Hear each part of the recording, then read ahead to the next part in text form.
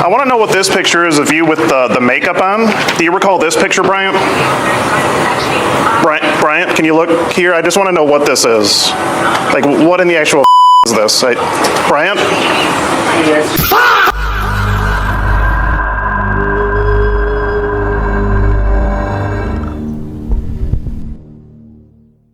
What's up, everyone? This is the third episode of the Cole Gentz Experience, and today for our guest we got Hideous Plubius. His original name is Plubius. Unfortunately, his channel did get hacked. Was it last year it got hacked? Yeah, it was probably about like 8 months ago or 9 months ago now. Yeah, I'm sorry that happened, bro. I don't know. Just some people, dude. They're just always trying to.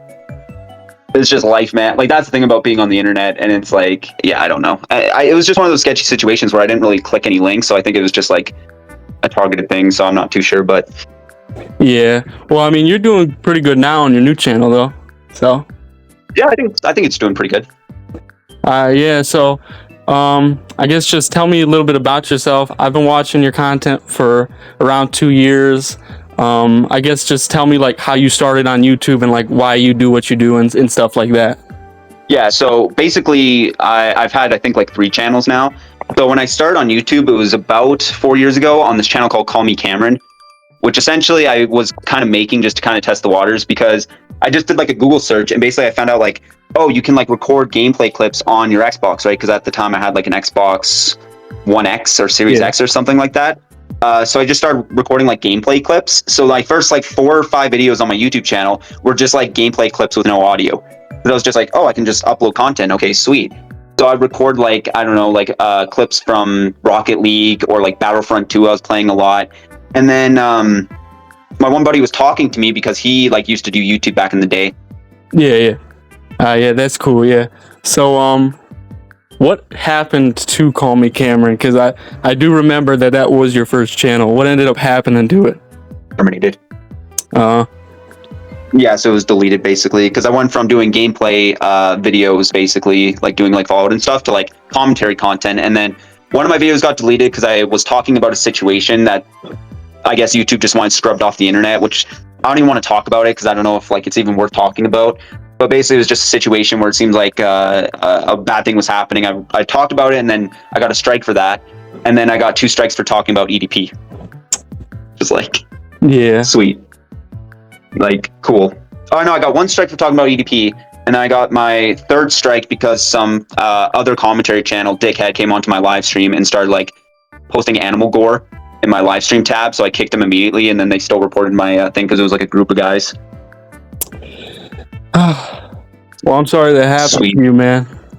You know, when you're trying to do the right thing, there's always going to be people trying to stop you. So, well, of course not. Like, I feel like in the commentary community too, unfortunately, there's like a lot of bad actors in this community. Like, I feel like when it comes to commentary, you kind of have to have some sort of like morale code in a certain extent, because people, like especially small content creators, you actually don't know the kind of power you hold in a certain aspect. Like, but a lot of people I feel like don't really fact check. So like, again, people in my community were like, oh yeah, no, he should be chill, right? Like, this commentary channel should be chill. I added him, he was cool for like 5 minutes, and then all of a sudden he started posting videos of like frogs exploding and stuff, and then all his little goobers in the chat were basically like, reported.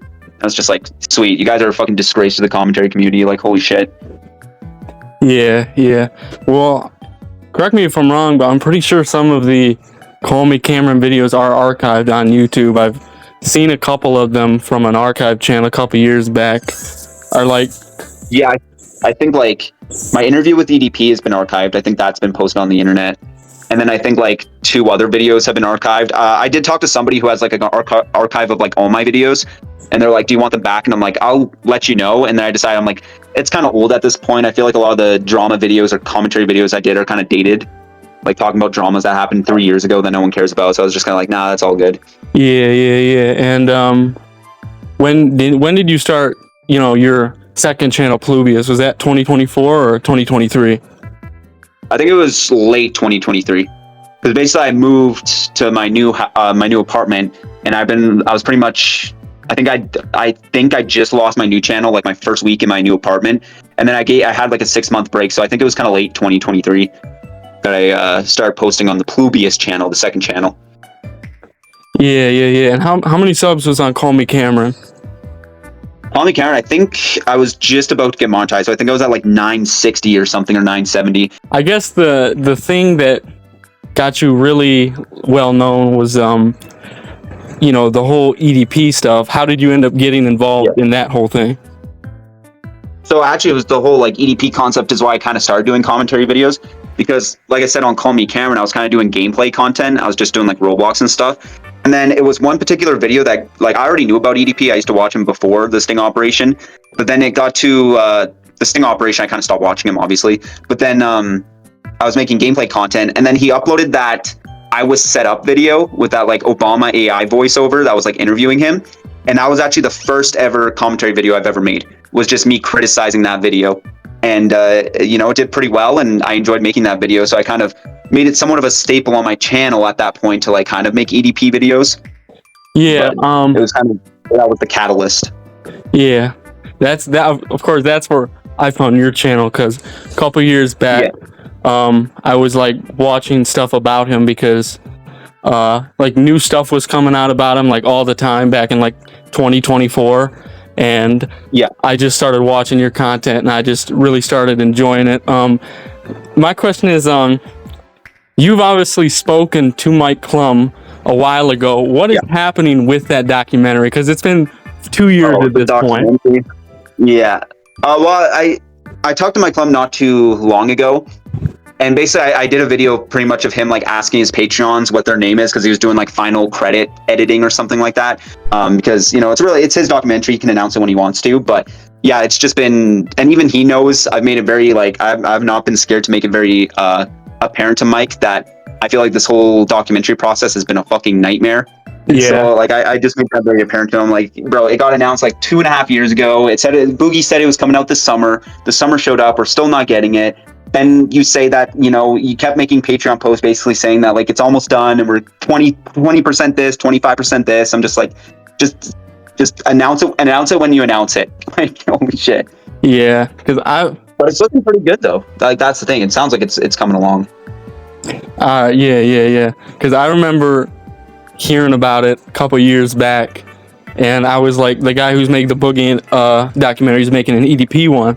Which, before he even announced it, I kind of had a feeling that's the next direction he was going to go, because he kind of put himself in that position when he made a documentary about a locale. So I even told him, like, sorry to interrupt you, but I pretty much told Mike Klum, I'm like, dude, if you want to stand out from other documentary makers and kind of mix in between YouTube and documentaries, right, kind of bridge the gap, I'm like, go after lolcows. There's enough content there for you. It's like you're pretty much printing out money. Do Cyrax, Nova, right? Like, do all these other lolcows, and I'm like, you literally would have a niche there that no one else is really doing besides some, smaller content creators. Yeah. So my question is, it's been like a while since anyone's brought it up, but trying to remember. I know in the documentary, I don't know who it is, but you're aware of the terrible practices Jadion did during the whole sting operation, right? Yeah, of course. Yeah. Do you is in the documentary, does anybody pressure him about the whole situation, what happened with the girl at all? Yeah, from my understanding, and I think I can make this public because I think Kayla's talked about it public. I even did a video, I think, talking about it too on my old YouTube channel. I believe Kayla does bring up her treatment during that sting operation. And I remember specifically talking to Mike Klum and saying, you need to leave that in.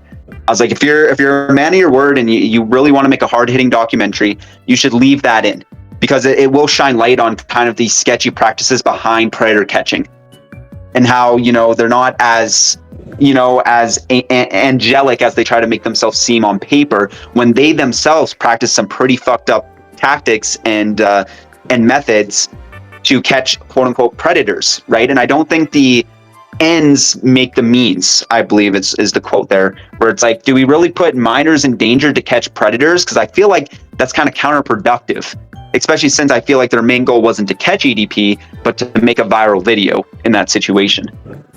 Yeah, for sure. And you can tell just by the way the video is that that's the that was their entire point with doing that entire Yeah. thing.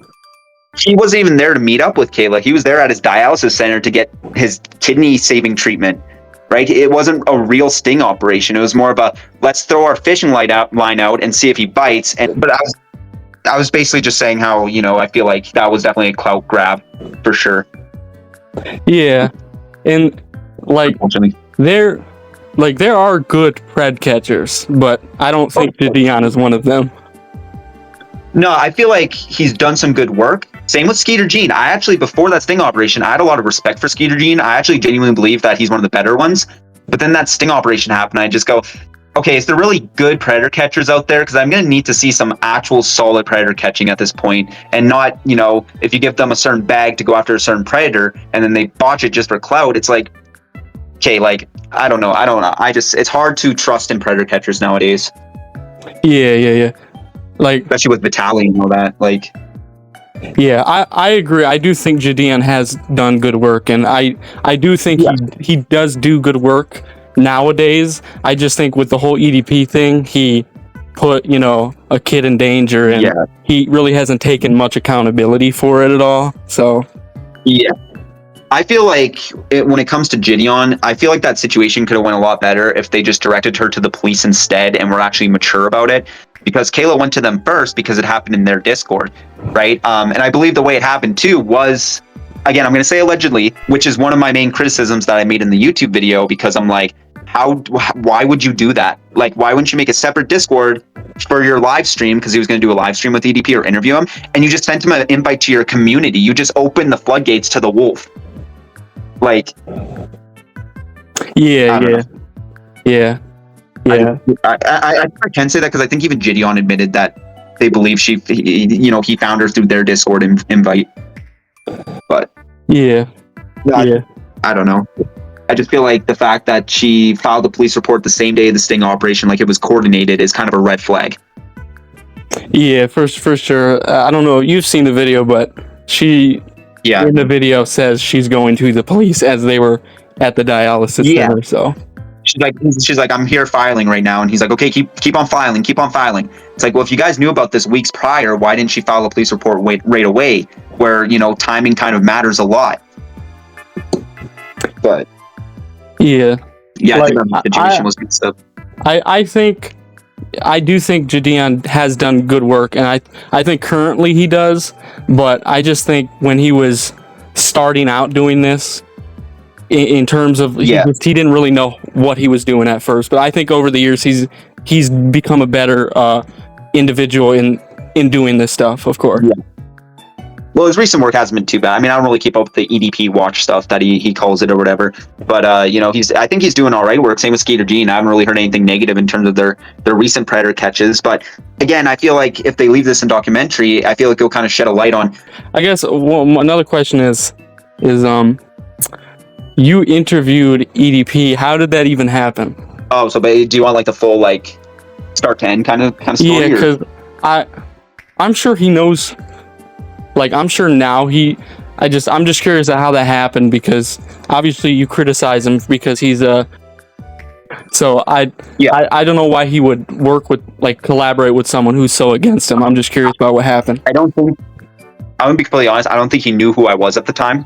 He eventually found out after, but basically I was kind of building somewhat of a reputation to kind of shit on EDP. And I'm a lot tamer in my videos nowadays than I used to be. If you watch some of my older videos, you go, holy shit.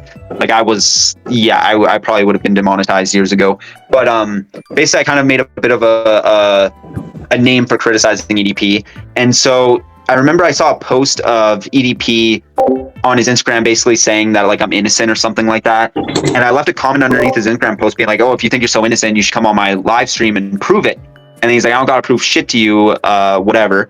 And then I ended up like DMing him, and he got back to me like an hour later, and I was just kind of like, so you don't want to do an interview? He's like, fuck your interview. And I'm like, are you like, let's do it. Let's just do it. Right. If you want to prove you're innocent, I'm sure you wouldn't mind me questioning you for a couple hours. And then he's like, you got to pay me money. And I'm like, I'm not paying you money. He's like, I'll accept like $50 or something like that. But I feel like I was kind of building hype for it. So I'm like, okay, I kind of have to do it now. Right. Cause I already kind of told my audience that this may or may not be happening. And so I got him on for an interview. I didn't press him that hard because he literally told me that if I ask him any trolling questions, he would just immediately leave, which again is my bad. I feel like I should have kind of, put my foot down in that kind of situation and said, no, you're going to answer the questions I'm going to ask you or else this interview is just not going to happen. And I feel like I pressed him in some of the questions where he did admit to certain things. Like he admitted that the AI Obama thing was fake and that his Tesla was fake. And he straight up told me that he worked for the FBI or something at the start of the interview. So I feel like he was just saying a lot of incriminating stuff. It wasn't exactly what people expected. And it's not really what I expected, but I feel like at the end of the day, the goal was just for him to speak and say shit that we could use against him in future situations. And then obviously I uploaded the interview, right? And kind of did a disclaimer at the beginning of the interview saying, sorry guys, if you're looking for me to press him hard, I was put in kind of a shitty situation where he wasn't really letting me ask him any hard questions. Obviously I've learned a lot. I've come to a point where I'm only ever doing interviews with people if it's on my terms.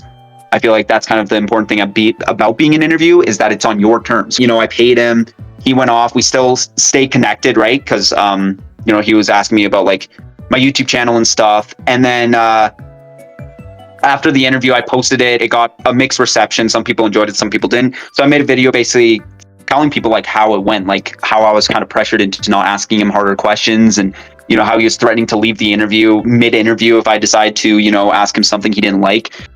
And so basically I posted that video and EDP messaged me 10 minutes later saying worst interview ever ? Because that's why I titled the YouTube video.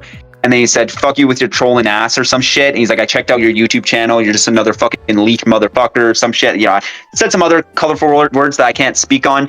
But then he ended up blocking me and then he unblocked me and then blocked me again. And then that was pretty much the whole interview process. Yeah. I actually got him banned on Instagram last year. I don't know if actually? Well, I don't know if it was me, but the timing was just so perfect. I feel like it was me. Basically, I made an account. What do you say? Did you report him? I did, yeah. But basically, I made an account called something 445, and I was gonna troll him. And then my account got taken down the same time his did, but they gave me my account back. So I think they thought I was him, but when they realized I wasn't, they gave me it back. They gave it back and then actually took out his real account. Yeah. I don't know if you remember. It was January 2025. And he made a video about it. Oh yeah, he made a rant video. It was on his website, right? It was actually on his YouTube page before it got taken down. Yeah, maybe I'm mixing it up because he's made so many rant videos about social media. Yeah, but yeah, if that's true, good job. Yeah, I thought it was hilarious because as soon as it happened so perfectly, and I actually. Yeah. I was going to a couple years ago, I text him on Instagram pressing him, telling him if you're genuinely sorry, take accountability, turn yourself in. And I was going to interview him and press him on it, but he wanted $400 and I said I'm not paying for that. No, I think after I don't know, because after my interview, a lot of people were trying to interview him, and he was just I'm not doing interviews anymore because he kind of knew what happened in that situation. But then he started asking for stupid prices. I think one other commentary channel tried interviewing him, and he asked for $600. I'm no. Mm-mm. He also tried getting Gideon to pay him. I'm sure you remember the Gideon interview, correct? Yeah. When he was trying to in that live stream, he literally thought that EDP was going to get on for free, and then EDP all of a sudden wanted $500 from Gideon, and they're that's not happening. Yeah. So it's he kind of got into a point where he's overcharging the shit out of people. And he needs the money though. He needs the money more than ever right now. So yeah, what does he even do for a job and stuff? Oh man. Well, from my understanding, he is working security. Last time I heard, and then Kayla was telling me that he was working nighttime construction, which I'm assuming he works nighttime construction security, maybe does nighttime security for construction sites and stuff. But she also said that he also has a side babysitting gig where he takes care of his family kids when they're out or something. And I'm just oh, I don't know about that one, but yeah, I think he also claimed in the new allegations that we went over recently, I think he claimed that he has 2 jobs now or something. I don't want to say this is going to sound bad, but if I was in EDP situation, I wouldn't even know what to do with myself at this point. You lose your YouTube channel, millions of subscribers, you lose your main income, your reputation online is destroyed, you have kidney failure. It's crazy. It is crazy. Yeah. It's crazy. I guess. Straight delusion. Oh, what'd you say? I think it's just straight delusion that he's running off of at this point, because the guy definitely doesn't have hope anymore. No. Right? Like, I feel like it's just straight delusion Yeah. with the idea that he wants his channel back one day. Yeah. Didn't he have a YouTube channel recently, or did that get taken down? No, it's still up. I don't think he's posting on it that often though. Yeah. It's not going to last much longer though. As soon as, like, I don't know what his end game is, because the more his YouTube channel blows up, the more of a chance it's going to get reported. So I don't really know what his end game is with this new YouTube channel. Yeah. Because I remember. Not even monetize either. Like, Yeah. No, they'll never monetize him with the amount of swear words and slurs he says. yeah, and like he's been banned before, so he's not really going to be able to monetize his channel. Yeah, I remember in 2024 he made a channel, and then that lasted. It was like in July of 2024, and then it lasted until like I think February 2025, and then he made one, and it lasted like 3 days. I don't know if you remember that one. Yeah, It was last I remember. year. Yeah, that thing. He posted like one video on it, and it got taken down. Yeah, I thought that was hilarious. Yeah. Well, I mean, what does he expect though? Like, that's the thing. Like, he makes these YouTube channels knowing that they're going to get deleted eventually. So why do you keep trying? Like, you could say he genuinely does enjoy making content, which is fine, but I feel like there's really, like, it's insanity. Yeah, and you can tell like he knows people don't like him, and like you can tell he knows he's bad when he's titling his channels the infamous EDP. Like, the only people that call themselves infamous are people who are bad. But literally, like Voldemort, it's like, he shall not be named. He's become like notorious, the notorious EDP. Like, it's just, yeah, the infamous next to your name isn't for anything good there, Brian. Like, holy shit. Yeah, didn't he try changing his name?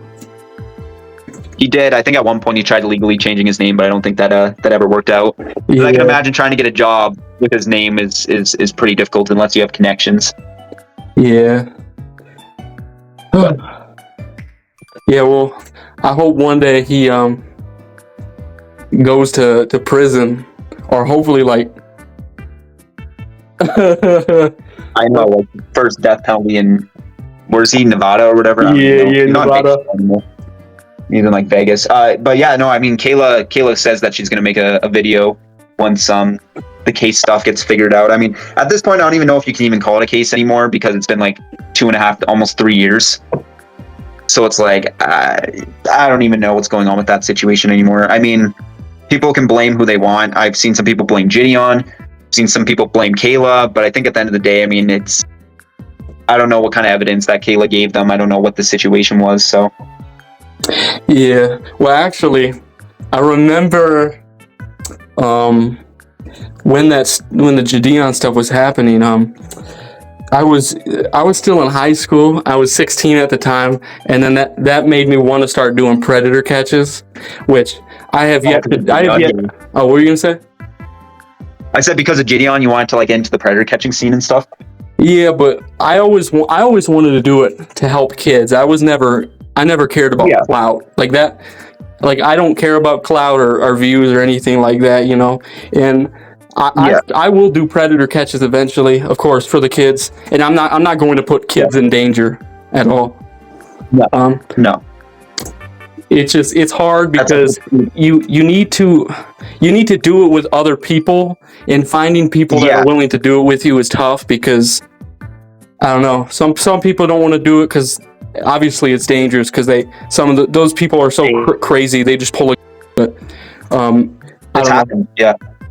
But no, that's the thing, and a lot of these top predator catchers that you see, like Gideon, Skeeter, Gene, they have full teams. Like, people don't really realize this, but they have full production teams, right? They have cameramen, they have security, they have bait girls that are trained, that get a full-time salary. They have friends who do research, people who document the situations. Like, it's kind of a business, unfortunately, but yeah. That's why I think, like, in terms of me, I would like to do predator catching, because I feel like I have the morale to do it, because me and you are kind of in the same boat, where it's like, the whole point is to protect children. I don't think it should ever not be the point, right? Because if you get a scumbag off the street, you're saving more children. I think that's kind of the whole idea of predator catching. But I feel like at this point in my life, making videos just kind of exposing people, I feel like does a decent amount. I feel like it's not, the same as doing predator catching, but if I can like expose a crappy YouTube channel or bring attention to a specific person on the platform, that makes me feel a little bit better. Yeah, for sure. Yeah. But well, it's not the same as going out there and actually doing that, but yeah, well, one of the reasons it took me, one of the reasons I haven't done it yet was because when I wanted to do it back in 2023, I was only 16, and I turned 18 in June of last year. So I don't think if you're under 18 you can do them. So that's why I was waiting until I became an adult. Because you yourself is kind of still a minor, right? Like that's the thing. Yeah, so that's why I didn't. That is something that does happen though, where you have like real life minors trying to set up predators. I'm like, you do realize you're putting yourself in danger, right? Yeah. You're considered a minor. So. Yeah. And I guess the last question is what advice would you give to people wanting to start commentary channels and start a, I guess, YouTube career in that line of work? Right. So if we're talking like strictly commentary, like if you want to do YouTube. Like I said, there's no actual negativity to like you just putting out a microphone and recording a video, right? Like there's really no risk to you starting to upload content on the internet. But in terms of commentary, I feel like you should be in the right mindset when it comes to why you should get into commentary. Don't get into it to become famous or become like the next Penguin Zero or the next Mr. Beast, right? Do it because you want to, right? If you enjoy talking and you enjoy giving your opinions on situations and making content, do it for that reason, right? Because you're going to get burnt out really quickly if you decide to say, hey, I see these big YouTubers making a shit ton of money, I can do the same. Fortunately, YouTube's a very unforgiving platform where you're going to feel like you're not growing, and most people give up before they hit their first 1,000 subs, right? Because it's that first hurdle. But I'll say if you have good inspiration, if you just want to speak your mind and give your opinions on situations, or you just enjoy talking, by all means make a commentary channel, right? Like if that's really what you're passionate about, do it. Like I've made 3 so far at this point, and you think after my first and second one I'd be finished, but I'm on my 3rd one, and I'm still recording YouTube videos. And I feel like if you weren't passionate about it, you wouldn't make a 3rd or even a 2nd YouTube channel.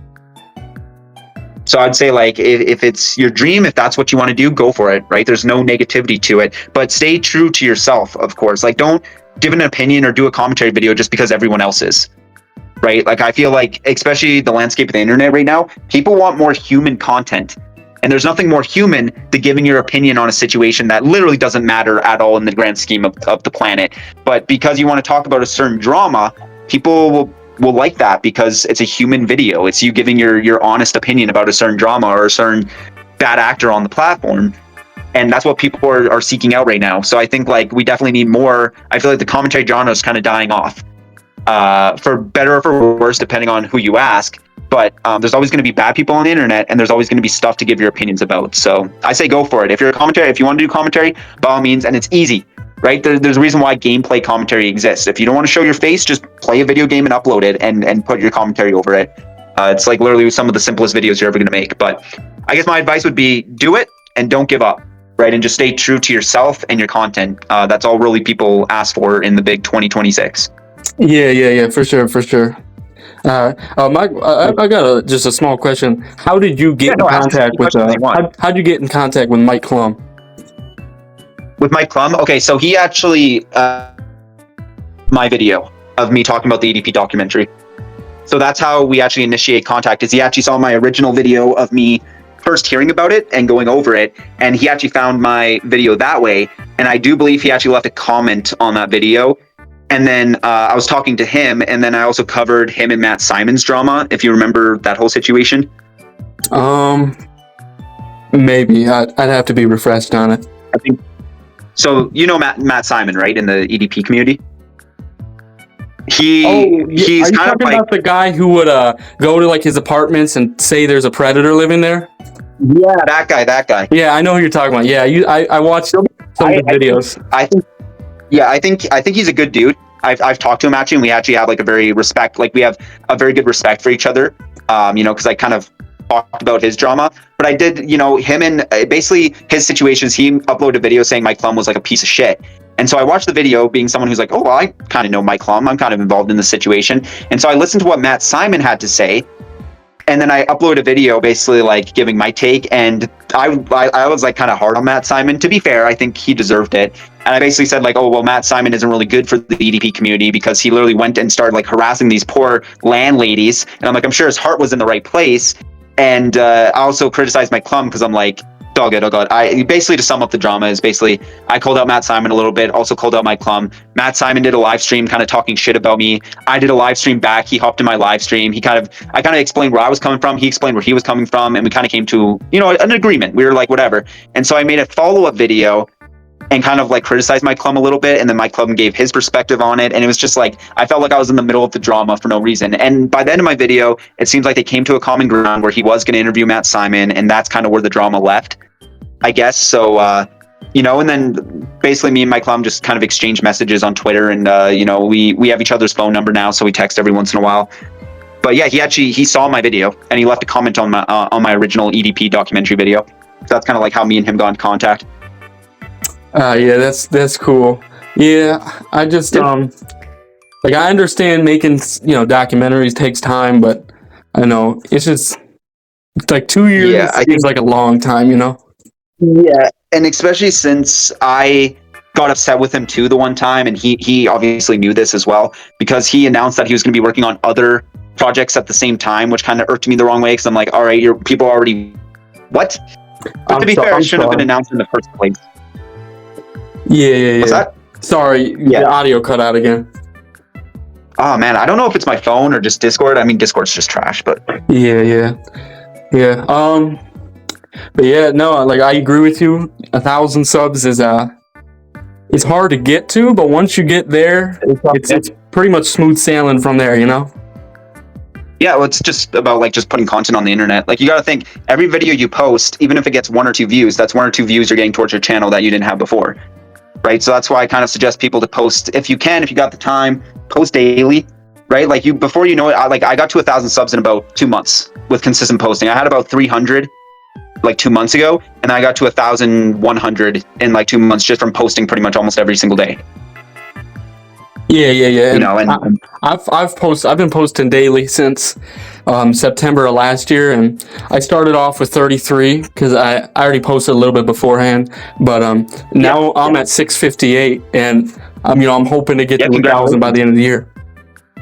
Yeah, and if you're doing like these interviews and stuff, I think that's a good thing, right? Interviewing other YouTubers and getting their perspective on things and stuff like that. I think you got a good thing going.